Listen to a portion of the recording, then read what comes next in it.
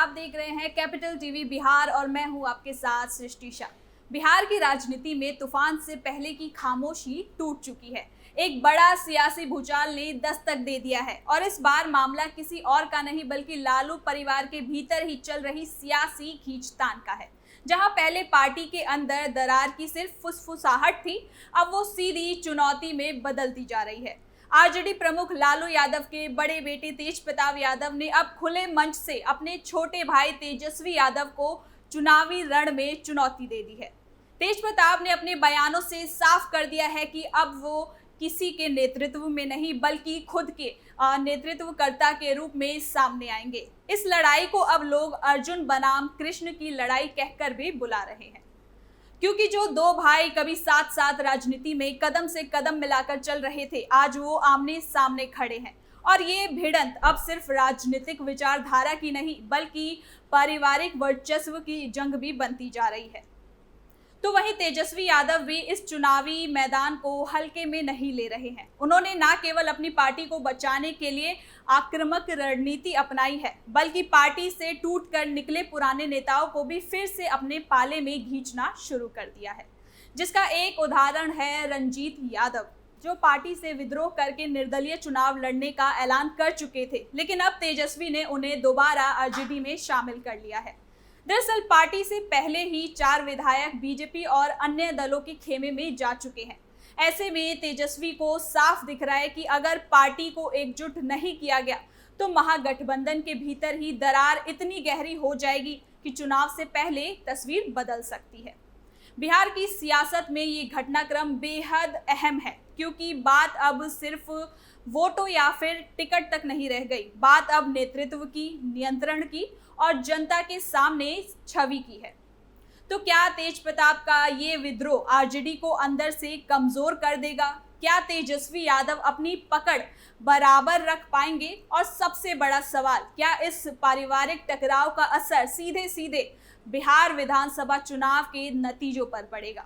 तो चलिए इन्हीं तमाम सवालों के साथ सबसे बड़ी राजनीतिक हलचल को विस्तार से समझते हैं। आरजेडी पार्टी और परिवार से निष्कासन झेल रहे तेज प्रताप यादव ने अपने छोटे भाई तेजस्वी यादव को पहली बार सीधा चैलेंज किया है। अपनी पुरानी और पसंदीदा विधानसभा सीट महुआ पहुंचे तेज प्रताप यादव ने कहा कि अर्जुन और कृष्ण कौन है ये फैसला कर ले।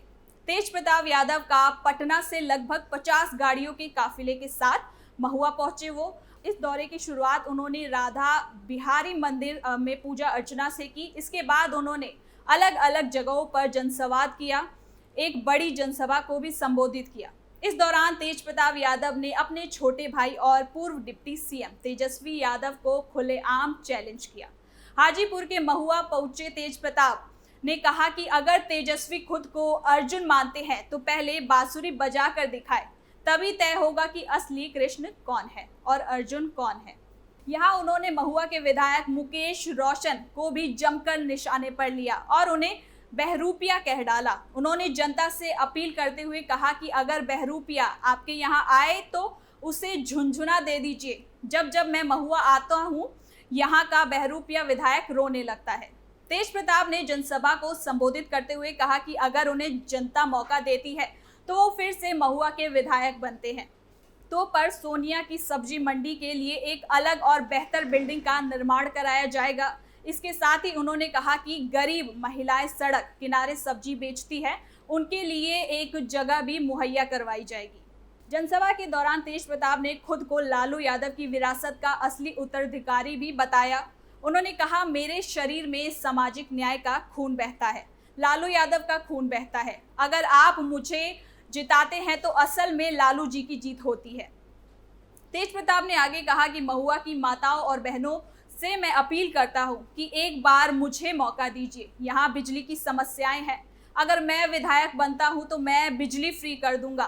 ध्यान देने वाली बात यह है कि एनडीए पहले ही बिहार में 125 यूनिट बिजली फ्री देने का वादा कर चुकी है और उसी को तेज प्रताप भी दोहराते नजर आ रहे हैं। साथ ही तेज प्रताप ने ये दावा भी किया कि महुआ में मेडिकल कॉलेज लाने का श्रेय उन्हें ही जाता है। उन्होंने कहा कि मेडिकल कॉलेज बनने से महुआ का विकास हुआ है, यहाँ की जमीन की कीमतें बढ़ी है, लेकिन हर काम एकदम से नहीं होता, सब कुछ स्टेप बाय स्टेप होता है। जो लोग चाहते हैं कि महुआ के लोग हमेशा हार मानते रहें, वो बहरूपिया है, लेकिन वे ऐसा नहीं होने देंगे। अब जिसे तेज प्रताप बार बार बहरूपिया कहकर बुला रहे हैं, वो उनके ही पार्टी के विधायक है। हालांकि तेजस्वी ने अभी तक इस पर अपनी कोई भी प्रतिक्रिया सामने नहीं रखी है, लेकिन वो कहीं ना कहीं पार्टी में विधायकों की खाली जगह को भरते नजर आ रहे हैं, क्योंकि चुनाव से पहले नेताओं का इधर उधर जाना शुरू हो गया है। कई पुराने नेता भी अपनी जड़ों की ओर वापस आ रहे हैं या फिर उन्हें बुलाया जा रहा है। उसी कड़ी में आते हैं रंजीत यादव। जी हाँ, दरअसल पिछले विधानसभा चुनाव 2020 में पार्टी से विद्रोह कर निर्दलीय चुनाव मैदान में उतरे रंजीत यादव फिर से आरजेडी से जुड़ गए हैं। बुधवार को पटना में तेजस्वी यादव ने उन्हें फिर से सदस्यता दिलाई। मालूम हो कि पिछले विधानसभा चुनाव 2020 में पार्टी से अलग होकर चुनाव लड़ने पर पार्टी ने अनुशासनिक कार्रवाई करते हुए उन्हें पार्टी से निष्कासित कर दिया था, लेकिन अब उन्हें फिर से जोड़ने के बाद ये अपेक्षा जताई जा रही है कि कोसी क्षेत्र में संगठन और अधिक मजबूत होगा, साथ ही साथ विस्तार भी होगा। जिला मुख्यालय समीप बैजनाथपुर खजूरी गांव के रहने वाले रंजीत यादव बीते कई सालों से पार्टी में सक्रिय रहे हैं, इसलिए शायद तेजस्वी ने उन पर फिर से भरोसा जताया है। तो आरजेडी के भीतर जो कुछ चल रहा है वो महज विचारों का मतभेद है। ये एक राजनीतिक संकट, नेतृत्व की चुनौती और परिवार के भीतर पनपती दरारों की कहानी बन चुकी है।